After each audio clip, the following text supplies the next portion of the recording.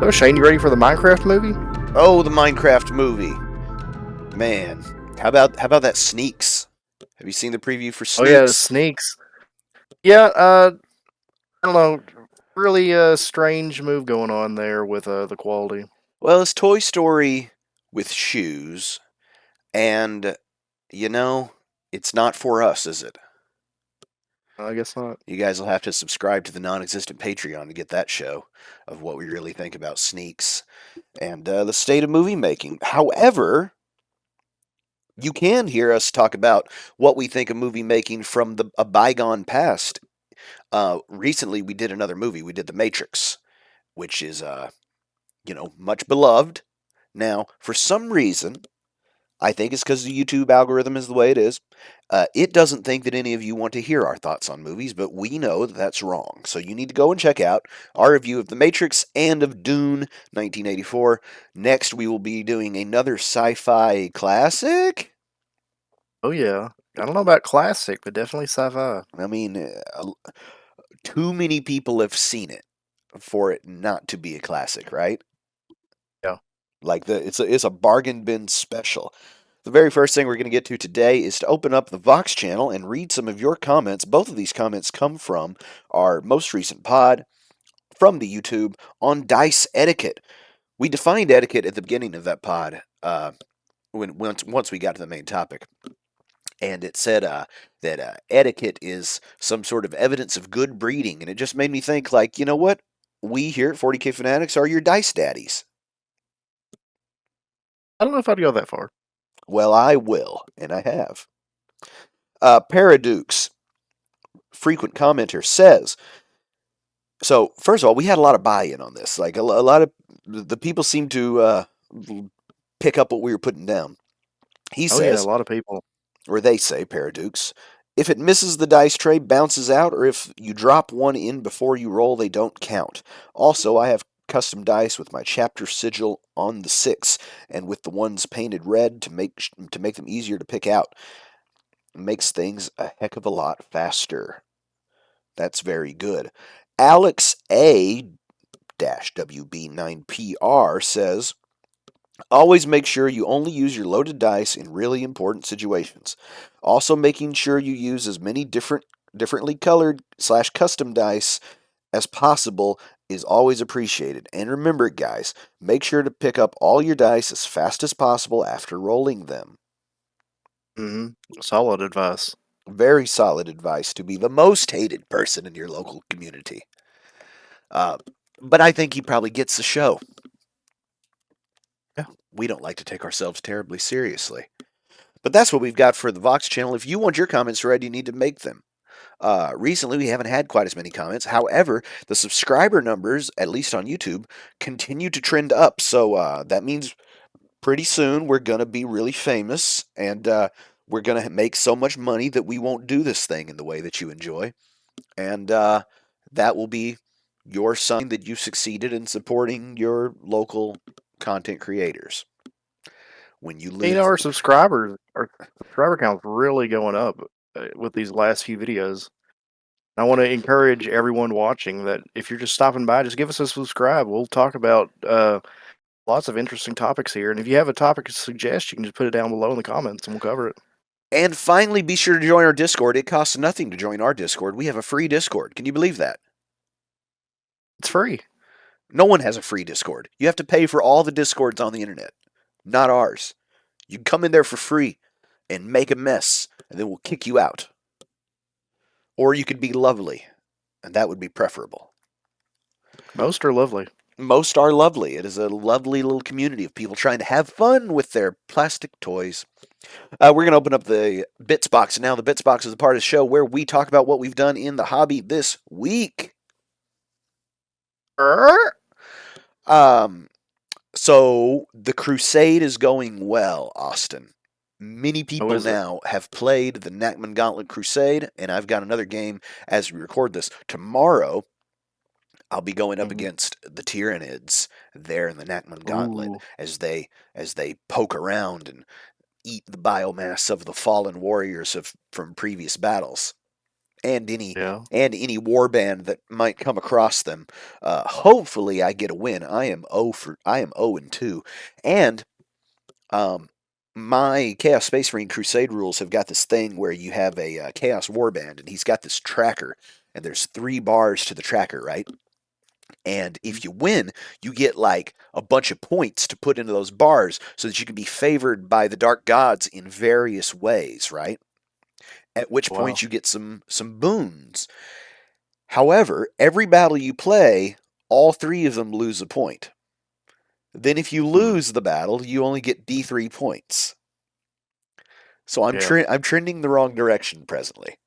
And pretty You soon, need to get that train turned around. yeah, pretty soon I'm gonna be taking some knocks for the Dark Gods being very disappointed in my Chaos Warband leader. Or what do they Hate to call him? say it. I think he's a Chaos Warband champion is the keyword that he gets. Uh, Okay. Lord Henry of Henry's Heroes is not. He's not really pulling his weight. He did kill the enemy warlord, and that got him an extra point. But again, we were felled. That was by the homie Craig and his Death Watch. Oh. Yeah. Um, but I try again, and it's such a fun way to play with your toys in a different way because the missions are wild, the agendas are totally different as far as like a type of secondary. Uh, it's just really good, man. Like I think Hmm. I think 40K we get way too into match play, and I like match play as much as anybody, but there's no reason to not play differently because what does it hurt? Yeah. You know, sometimes we talk about like how nobody's keeping these stats from pickup games or practice games or anything like that. And I mean, in theory, the tabletop battles app is keeping the stats, but man, this Crusade stuff, those don't count for anything. Just go enjoy Hmm. yourself. Uh, how about you? What do you have going on in the hobby this week? Well, I'm working on those goblins. I've been working on a unit of the Night Goblin archers. Trying to dry brush their cloaks, get them all. Because I don't want to go through 20 Night Goblins. They're little bitty guys. I don't want to really put in the time to do the little lining on everything, edge highlighting every little bit of their cloak. It's easier to just dry brush that all kind of a dark gray, get some of the highlighting on the cloaks, at least like the initial pattern. If I want to go back over with something else, I can later. But that's what I've done with my other unit that I had worked on previously, was doing this dry brushing. So I've done that. I needed a new brush, so I had to go buy, not necessarily a dry brush. We're doing the later base working, base painting with the like wog flesh green. Need a new good base brush. I had to go buy that. It took a big long trip to do, but yeah, working on goblins now. Doing a little bit of a sidetrack to goblins, so the dwarves, because if we're going to get some games going, it's easier for me to get these up to a level of playing with painted than it would be the dwarves starting basically fresh, because the goblin army already has a lot of work put into it. Yeah, and the goblins are neat. I mean, they've got a lot of little Oh yeah, shenanigans. they're a blast to play. We were discussing, so I'm still working on my high elves, and I tell you one thing, I am not so much enjoying the army painting process. I spoke about this a No, little bit last week, but the way that you do 10 or 12 models and you do one step 12 times or whatever, and then all of a sudden, bang, you've got 12 done. That does not feel as good to me as one model at a time. And also, I don't know how much faster it is. really. Like I feel like it may be faster if I just did one model at a time. But what I'm doing right now is I'm working on I got uh my Eagle Claw, I think is called bolt thrower, came in, and I built one of those and its little dudes, and you can see this over on the Bitsbox section of the Discord. But I got it all put together and I painted it, and it didn't take very long, and it looks incredible. And then as I primed that, I also primed a dozen more spearmen. And Yeah. the other night, I sat down to paint some spearmen, and I said, you know what, I'm going to do 6 at a time. And so I batch painted 6, and this evening I plan on doing the other 6. Um, one shelf of one of my cases is half full presently of lovely looking high elves. I tell you what, there's something really underappreciated and underrated about these old world armies when they're all ranked up on your shelf. They look Oh, it's a so blast. orderly and so It's elegant. it's like little blocks of dopamine is what they are. Oh, they look great on the shelf, man. And you know how I am. I'm painting them bright. Yeah. The only thing I'm using washes on is that all these guys have got like some scale mail on them. And so I'm hitting that Hmm. with that new Army Painter Fanatic set that I got. There's a dark tone and it is Yeah. super duper thin but super duper dark. And so it ever so slightly tints that scale mail, which is good, but it really Uh, goes black in the recesses and it just looks so great. But other than that, uh, they're airbrushed like this eggshell blue, just nearly white, some of mm, them, and so they just pop, man. I'm doing a two pass thing on their faces and hands if they aren't wearing gloves, and it looks yeah. good. And I essentially have twice as much stuff as is presently built. I pretty well have one of everything built now and painted, and then I've got a second unit of all of it to go. Mm, Um, we were discussing, so I did buy the dragon, yeah. and I have not built him yet. He's going to be a full ball sack paint situation because Yeah. he must, right? He's the heckin' dragon. So I haven't done that, but he's the only character that I have access to presently because I didn't want the Lord of Grace and I didn't want the Sea Witch lady, and they've not Hmm. so far released any sort of generic foot characters. And you said that I could just use a spare swordsman of Hoth because that guy is technically a noble. He could be a noble on foot, yeah? Yeah. I To, mean, you could just have. I'm not really talking about like. I'm talking about like proxying. Basically, just be like, this is a elf. He's gonna be our noble. You can give him a great weapon. So there he is. He's armed with a great weapon. Just play it like that until you get something else. You get the character box because I want to touch on this too about how like strange it is at Games Workshop's like dragging everything out with the high elf release. But yeah, you can just do that. Just I'd let you do that. I don't care at all. Just proxy, yeah. yeah, well, because otherwise we're going to get into some of that. Like, one, it'll take me a while to paint the dragon, and Yeah. I'm still holding to not playing an unpainted model because I'm a psycho. But we'll Yeah. get into that thing where at a lower points cost game, the dragon could just totally be breaking the game, and that's not really the sort of experience we're trying to have. Yeah, it's just the way the characters work with a character and a mount that's a dragon and like all the magic items and armor they can put on. It gets a little outrageous. Yeah, and even if I make him the less powerful dragon and don't put anything on him, he's still just this huge pool of points. And I imagine, you know, the dragon will mess you up. Yeah, I mean It's we can what they even do. try a game just to see how he works. See if he like really does pull the weight that a lot of people say he does. Well, it's going to be a while because that's going to be a big project, and I may stick something in between because I still have my Helldrake for Chaos Space Marines, and it's kind of a dragon Oh, itself. And I had yeah. planned on doing kind of a, a, a bit of an interesting idea on it that might translate to the High Elf Dragon. So we'll just have to Hmm. see. But that's what I've been working on. It's going well.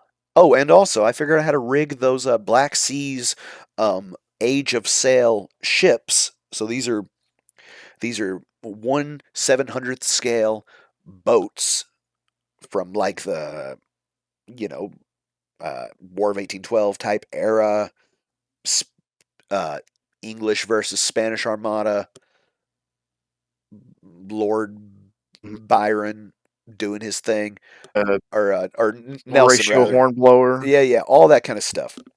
So it's that era, and I figured out how to. So the book encourages you to rig them with thread, which Yeah. sounds and looks as read in the instructions like an exercise in just frustration. But I saw a guy do it in about 10 minutes on YouTube, and I've followed that tutorial, and it took me like 30 to knock out one, which was only my second one, and it is so satisfying. You need to go ahead and order your American fleet that you were talking about because yeah, you'll love it. The Mm-hmm. whole key is to get you a toothpick with your gel super glue Okay. so that you can touch that toothpick with the gel super glue onto your, not even knots, just sort of loop it around and pull it taut and then touch it and then it holds and then you move to the next spot and you touch it and it holds. It's really good. Yeah. But that's it. That's what I've got for my bits box. That's it. That's it. Close it. All right, I'll close it. Oh, Boom. Today we had quite a few different shows we could have done, but the one we picked was to do rapid fire topics. That was me. rapid fire topics. Rapid fire. Um, so I've got a list here, and we're just going to talk about them. I suspect Yeah. what's going to happen is we're going to land on one and spend 25 minutes on it, and the show's going to be over. And then we'll Then save it for the do we have next anything time. else? What's that? Do we have anything else? Oh wait, we're out of time. Yeah. That's basically what's going to happen. Yeah, that's absolutely what's going to happen. This one you added to the list, and it was just featured on a Warhammer article, and it's base rim color. What color should base rims be, Austin? Black. Yeah, so this one isn't going to take us very long. I'm on that Henry Ford. Like, no, you can have a Model T in any color you want as long as it's black.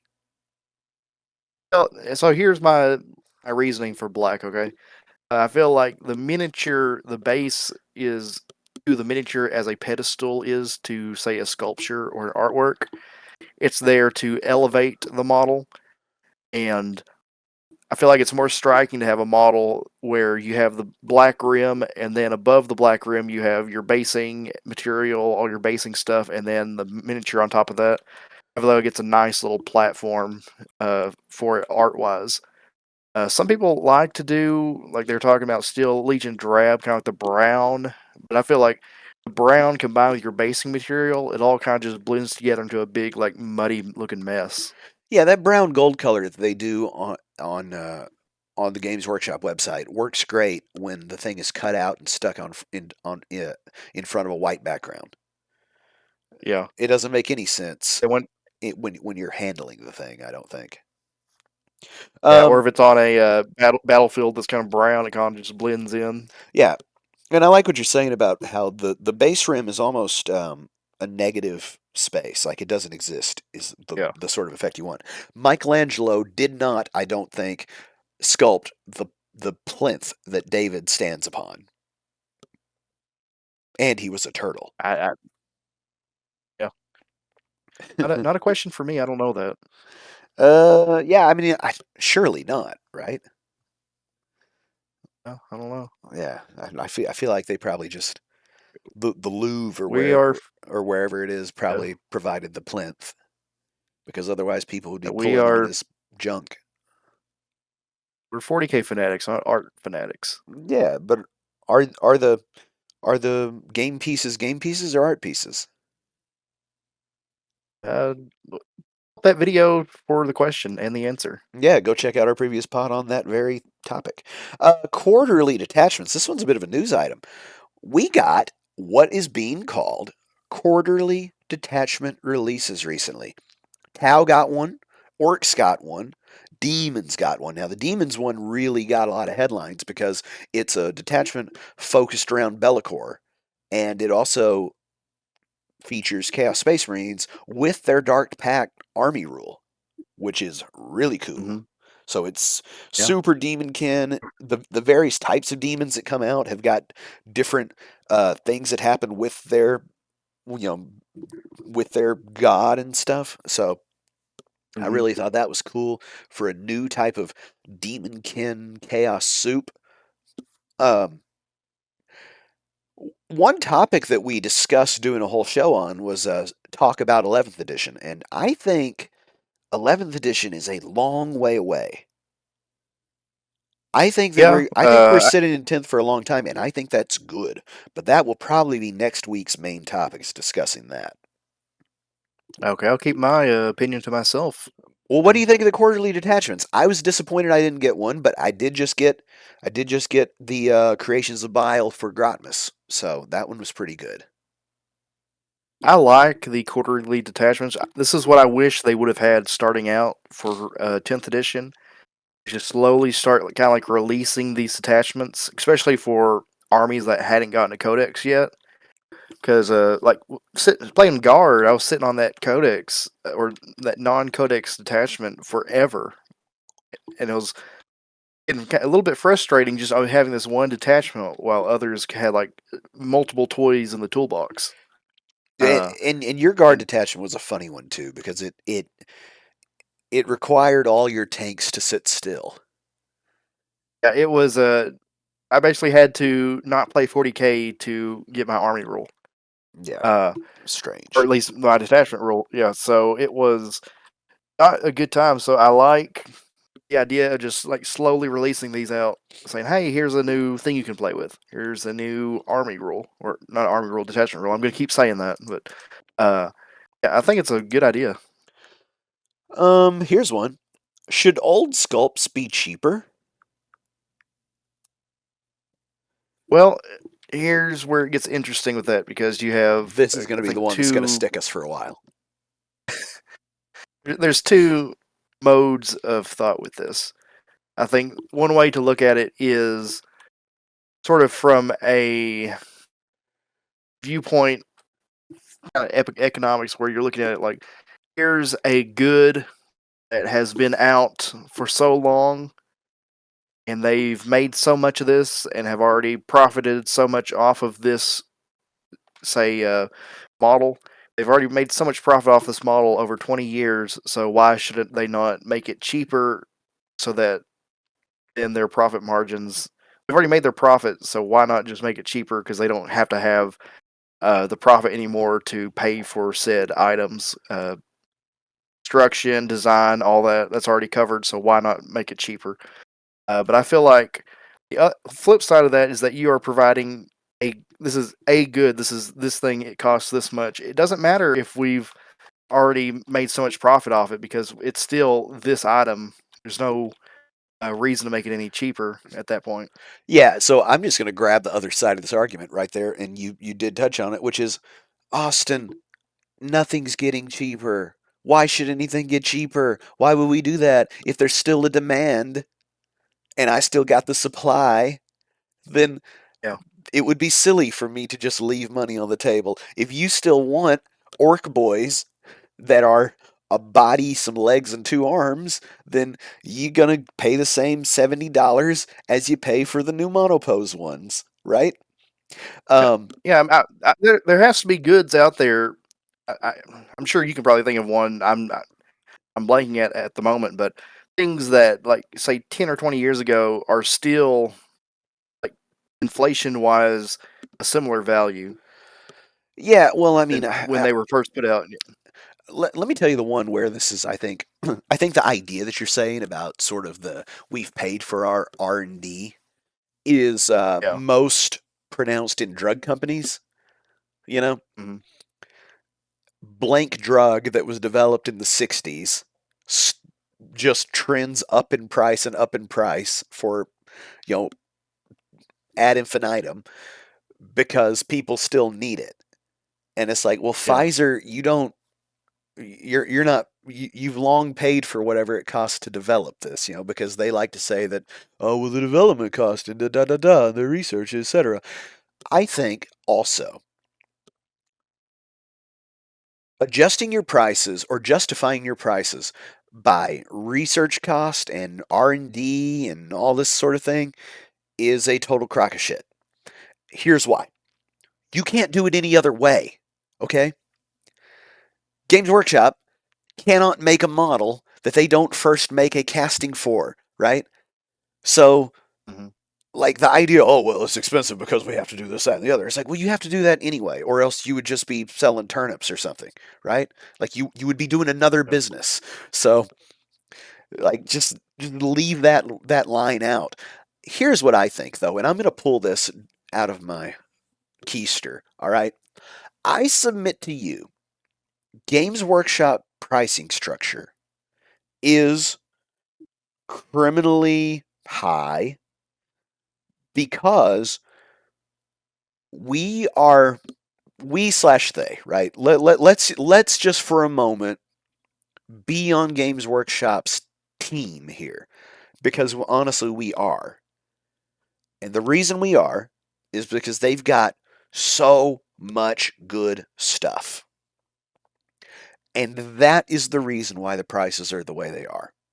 I think for every box of Space Marines that is sold, which are multitudinous, sold at a premium, a not insignificant amount of that revenue is used to prop up all these other games, all these less desirable factions, all these boxes of plastic, all this production line usage for things like Blood Bowl teams. Mhm. If all they sold were Blood Bowl teams, we would have never heard of them, right? Yeah. If Blood Yeah. Bowl teams were $2, they wouldn't bother making them. But because Mhm. Space Marines are $60, they can quite literally afford to maintain this ecosystem that is not um, as profitable from one side to the other, right? Look, I Yeah. we saw one person in the comments recently talking about that they're playing I can't even think of what it's called. What's the epic scale thing called now? The 30K Legion Imperialis. Yes, one person in our community that we know of is playing Legion Imperialis. And yet you can still buy it. So at some stage of the month, of the year, of the quarter, whatever it may be, which I imagine is more and more infrequent, they shut down the Space Marine plastic spinner, right? And Mhm. set it Yeah. up to spin out some 2 millimeter tall epic scale Space 30K Marines. Marines. Yeah, and there's no way that makes sense. The only way that can make sense is, hey, those 2 weeks that we've been running this thing for more intercessors has allowed us the leeway to keep this whole other world continuing. I mean, look how Mhm. good the Necromunda models look all the time. And I don't know a Yeah. single person that's bought any. So Really. that yeah, so that's my 2 cents on the should older models be cheaper? No, I don't think they can be. I think that the pricing structure is doing some stuff that we are not always thinking about when we're thinking like, well, this one model is $40 and or you can buy, 10 whatevers for $10 more. It's like, yeah, that's not the point. Like we know that the actual sort of raw plastic content of the box, I've said it before, I suspect that the actual printed box is more expensive for Games Workshop than the plastic in it. Now, I have an interesting thing to add to that, Go ahead. uh, because the people talk about old models being cheaper. If you look at the old world and the boxes they're putting out, most of the time, if you look at amount of models to uh, compared to what we're getting now compared to when Warhammer Fantasy died, we're getting usually 20 or so, maybe more guys a box on average. When before they were sold for 10 to a box, and they're being sold on average at a slight discount than they were back in like 2014, 2015. So they're actually technically cheaper now. Yeah, no, I noticed that. So that box of Sword Masters of Hoth that I got for the High Elves, um, it's 30 dudes. I'm Yeah, like, what am I going to do with 30 guys? Like that is a lot of dudes holding great swords. Like way too many. So I built 10. I'm going yeah. to do 2 units of 10, and then I'll have another unit of 10 if I want. It's ridiculous. Um, but that's So kind of things are cheaper. Some things are cheaper in 40K or yeah, in a Warhammer. Yeah, and I Horse mean, Heresy is kind of similar in that they've got kind of a discount going. You get like boxes of 20 Marines for $80. That's cheaper than if you were just get like tactical Marines and whatever. yeah. No, I think there's something to. I wonder if there's some part of the math that they're doing, which is like, look, we want people to be able to play these games, these less popular games, right? And but at the same time, we can't dedicate enough production time. We can't steal so much production time from making Ultramarines to do Horus Heresy. So what if Yeah. every box of them just has more? So we have to make less boxes. We have to print less boxes because, again, I maintain that I believe, and I'm just pulled. I don't know anything. Nobody's told me anything. I don't know what I'm talking about. I imagine that the box is still the most important, most expensive part.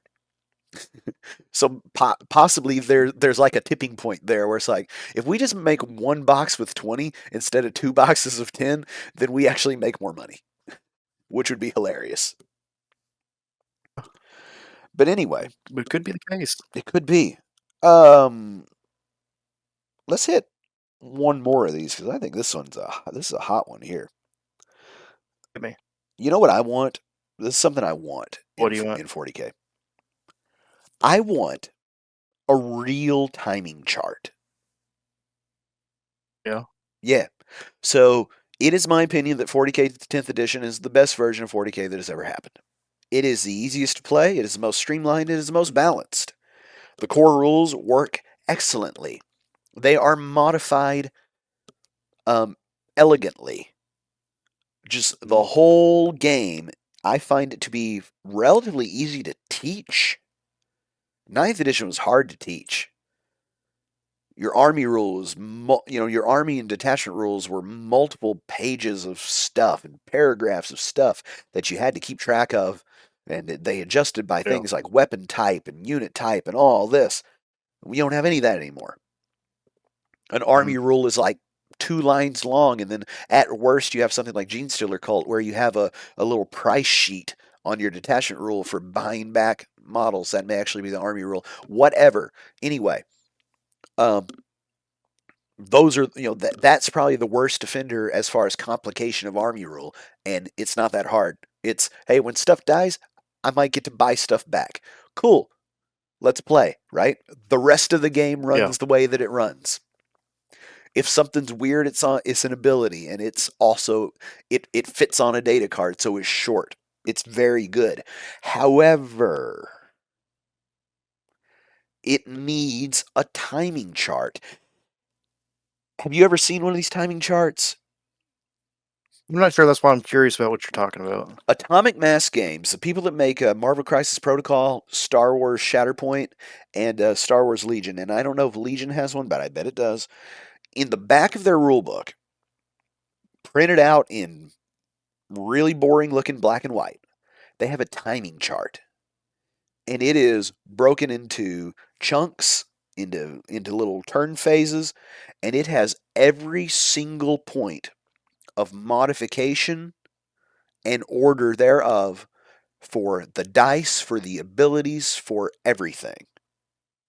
And we need one of those Okay. in 40K. So that when you say, um, so that when something's in your opponent's command phase or in the battle shock step of blank. So if you've got a thing in the battle shock step, this guy passes, and then I've got a thing that says in the battle shock you got to take one. Like, so do you just take and automatically pass? Well, I also make you -1 to it. So am I? Does this just not work on you? Hmm. Do you, do you pass the one that you would have had to do because you're at half strength, below half strength, and not an additional one that is triggered by another ability? We don't necessarily know. And the only way to find out is to run through those big OFAQs that just go on, and they're hard to search, and they're giant, right? Hmm. It's pages and pages of little edge case clarifications. often on a case by case basis. There are some that talk about such and such unit's ability works like this. And I mean, okay, cool. If I can remember that that exists when I come up against that and come up against it in the edge case that it is obnoxious, I guess I'll go reference that if I can find it. But that sucks. And so I would like a timing chart, little flow How would you chart. like that presented? Yeah. I'd like it to be a one sheet. I would like it to be a flow chart of some kind or a yeah. So the way it works in things like Shatterpoint and Crisis Protocol is it's almost like a it's almost it's a flow chart and it's almost like it's got blanks in it, right? So you Mhm. roll and then it's like the attacker modifies dice and then the defender modifies the attacker's dice, right? In that order. Yeah. And then it goes down to then the defender rolls and then the so on and so forth. Um, I just think that would be very helpful. And whatever sort of jargon gets used there then gets eroded into the way that the abilities are laid out. In fact, they just did this in Kill Team last week. As we record this, they did a new errata slash FAQ for Kill Team, and in the FAQ, they did a lot of clarifying and also changed some abilities for I forget what they did. I think they added a phrase as soon as or something of that to that effect. And so as soon as always goes before when, right? Mm. Which is a little bit clunky, but you can tell that Yeah. you could tell that it was bolted on after the fact, which is okay.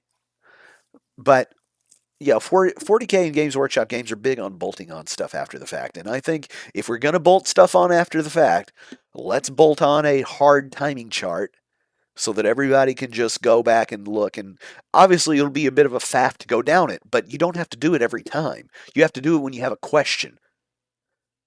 Yeah. So that's what I want. What do you think of You know, that?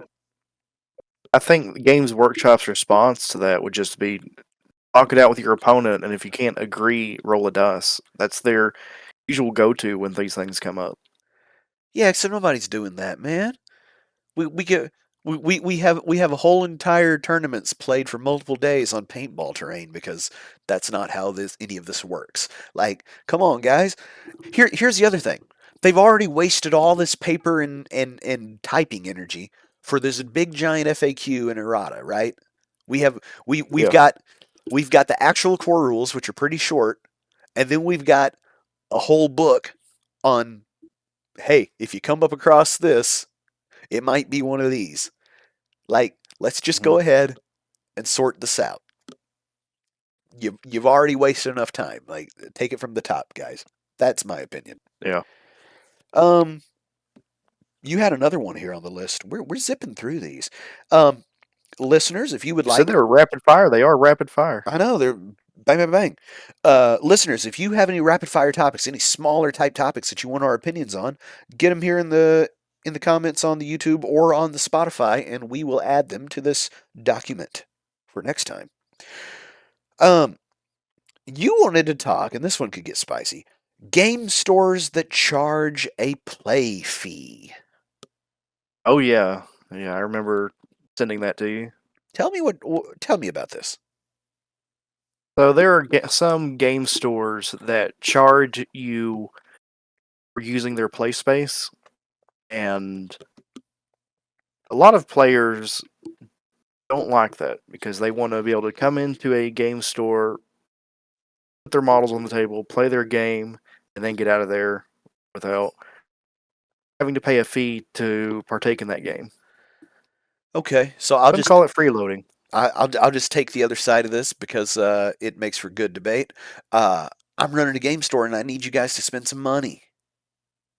Oh no, I'm not saying like owners shouldn't do that. I'm saying like this is a thing that people can be upset about. Yeah, so And I think there's ways to do this that don't harm your game community and ways that definitely harm your game community, and I've seen it destroy game communities. Yeah, so I'm actually with you on this. I don't like the paid game space thing, and Yeah, the reason I don't is because it it flies in the face of the sort of let's call it Cheers effect, where everybody knows your name, right? Where you come yeah, in and there and maybe you just came to look around or maybe to buy some paints and there's people all yeah, around milling about talking about stuff, you're looking at models and people are playing games and you're able to just hang out, be a fly on the wall. yeah. And I think Very that organic. yeah, and I think that is really good for cultivating that community that you ultimately have to make the game store work in the first place. Oh yeah, Now, certainly. I think paying for the game space is a viable option if your game store slash game space is so popular that you need to cut down on the amount of attendees. Yeah, Like, that's certainly a factor for that. but I often see it in game stores that don't have anybody playing. To which I'm like, Yeah, well, this is just nose cutting and face spiting to the fullest. yeah, Like you got nobody playing, and then when you do, people that are passing by can't even go and interact with the people playing because it costs them $5 or whatever to get through to get over the rope. Let's say that's a I think that's a short sighted idea. yeah. Because you know the way that these games grow, and I know that it's certainly been the way for me is me finding interest in games has been from walking by and seeing something interesting being played and asking, well, what is that? Because I've been to game stores where you have to pay enter their play space, and that creates what I'm going to call the zoo effect. In that you have a bunch of gamers in a enclosed glass force field, known as a storefront that you cannot interact with. You just walk by, you see people on the street just like standing there, mouth agape, watching these strange grown men rolling dice and moving little toys on the table.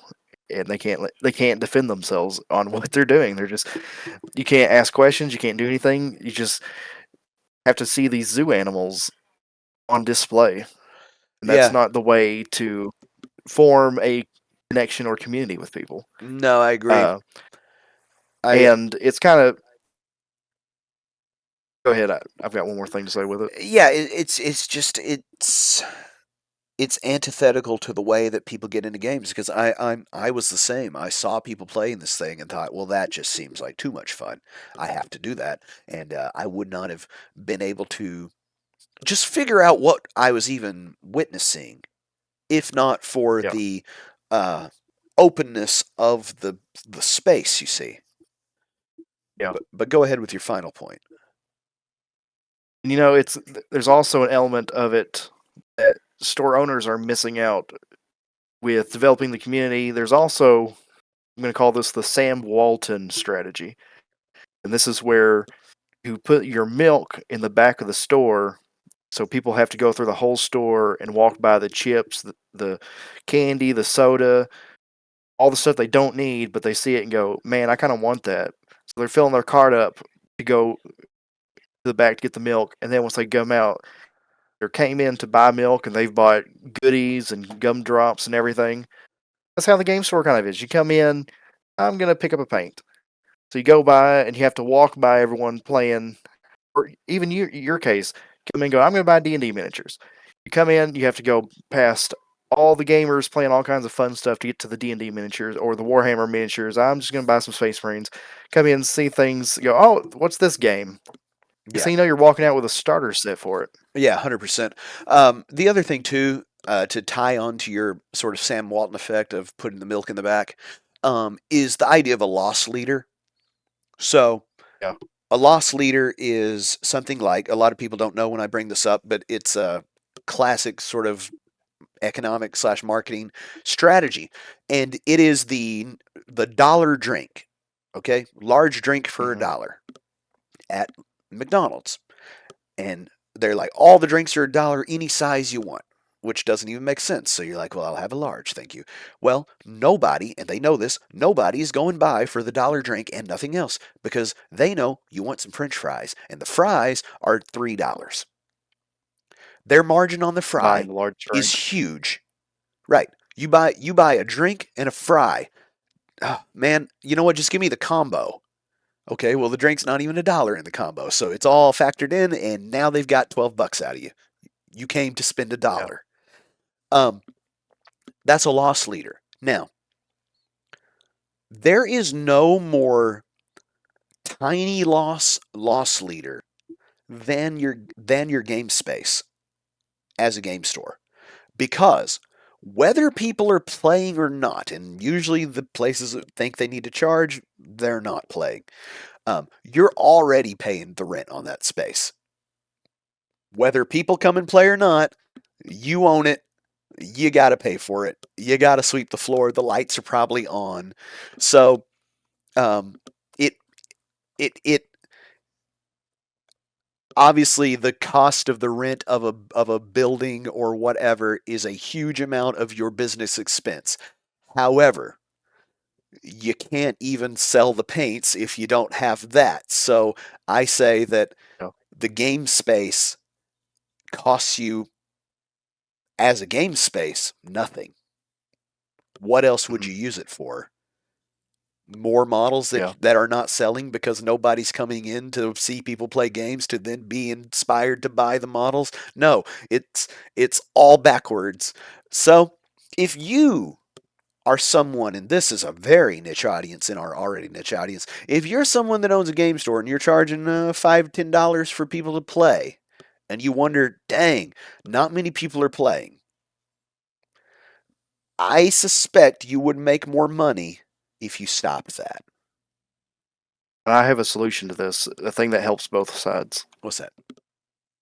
So the alternative to charging for playing at the game space is to do the charge, but for anything purchased in the store, takes away from that charge. So it's if it's like $5 to play, as long as you spend $5 in the store, then that covers your fee. Yeah, like on sodas and chips and stuff. Yeah, if you spend $5 in sodas and chips, suddenly you're not having to pay this fee. Yeah, but I don't like that because what if I'm just coming through Why? for a look around? I don't just buy a pot of paint. I guess. I'm saying this is the best of both worlds solution. So my problem with these kind of things in sort of like at this point it's an economic debate. Um, when so much quibble takes place over $5, I think that that a person is doing it wrong. Yeah. So I just had my taxes done the other day, and the guy charged me $150, which is a great price to have your taxes done. And he handed me my copy, and I had something like 10 different forms because I've got all these various things going on, right? And I just thought I could probably go to the place in the Walmart, the little kiosk, and maybe they'll do the stuff and it'll be $80. But they're not going to do Yeah. it like this for $80, right? Yeah. And so, you know, what's another $150 when you're in for 500, right? Yeah. Or if it wasn't done this way, I'd be in for 1500. Mhm. I always just think if your if your business is living and dying by two people playing a game on a Tuesday for $5 a head, you've got bigger problems. Because Yeah. again, I think you would make more money if you ceased charging $5 a head, and now instead of two people playing and you making $10, you look up and there's 12 people playing. Now, the greedy person says, yeah, but I'm making no money now. Incorrect. Out of those 12 people, somebody is going to buy something worth much more than $10. Because I don't know if you've seen any of these Warhammer racks lately. You can't buy a paint holder. You can't buy a paint handle for $10. But we're all out of time, Austin. Oh, I'm surprised. I thought we were out of time earlier. No, we went a little long, but I think the people like to hear from us. Get in the comments, let us know what you think about any of these things, and maybe give us your list of rapid fire topics and what you think about them. Write us a whole essay in there. Maybe we'll read the whole thing next show, and that'll just be the show. We're very lazy. And as always, Stay fanatical.